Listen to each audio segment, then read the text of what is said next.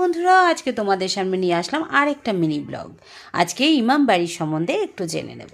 তো হাজারদুয়ারিতে তো জানোই আমরা গেছিলাম, আমাদের পৌঁছতে তো দেরি হয়েছিল। তা আমরা একটা গাইড নিয়ে নিয়েছিলাম, কিন্তু গাইড তো ভেতরে এলাও নেই।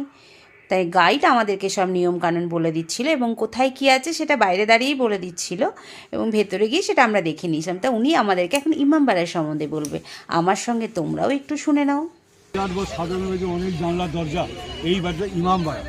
এই ইমাম হচ্ছে ধর্মস্থান বা পবিত্রস্থান জায়গা। এই বাড়িটা শুধুমাত্র বছরে 10 দিনের জন্য খুলে যায় মহরমের সময়।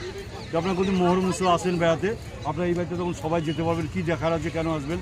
ওই যে সাধারণ গম্বুজে চলে দেখছেন না, ওই যে কাঁচের ঘরে রাখা আছে মুসলিম ভাইদের ধর্মের যে হাসান আর হোসেন, ওনাদের হাতের পায়ের চাপ, মাথার মুখে তলোয়ার রাখা আছে। তবে এগুলো সব আর্টিফিশিয়াল, অরিজিনাল, হ্যাঁ, মদিনা থেকে সংগ্রহ করা। এই দর্শন করার জন্য হাজার হাজার লোকেরা আসে, এসে বুকে বেড়ে চাকু ব্লেড বেড়ে রক্ত ওটা শোকের মতন করে, আর মুখে বলে হাই হোসেন হাই আসেন। এই ছোটো ছোটো ঘরগুলোকে বলে গেস্ট হাউস, যারা দূর থেকে আসবে তারা থাকবে, মহরম দেখবে, চলে যাবে, কোনো টাকা পয়সা লাগে না। একটা মেন কথা আপনার জেনে রাখুন যে ভারতবর্ষে প্রচুর ইমামবাড়ি আছে, সে উচ্চতায় বড়, এটা লম্বায় সব থেকে দীর্ঘতম, 207 মিটার লম্বা।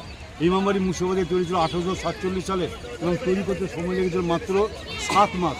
এটা 7 মাসে 5000 মিস্ত্রি দিনাত কাজকে তৈরি করবে। খরচ হয় 6,50,000 স্বর্ণ মুদ্রা। যে নবাব বানিয়েছেন তার নাম ছিল নবাব নাজিম এরাদুঞ্জা। উনি মির্জাফরের 6টো বংশ ছিলেন। তাই সিরাজের মৃত্যুর 90 বছরে ইমামবাড়িটা তৈরি হয়েছে।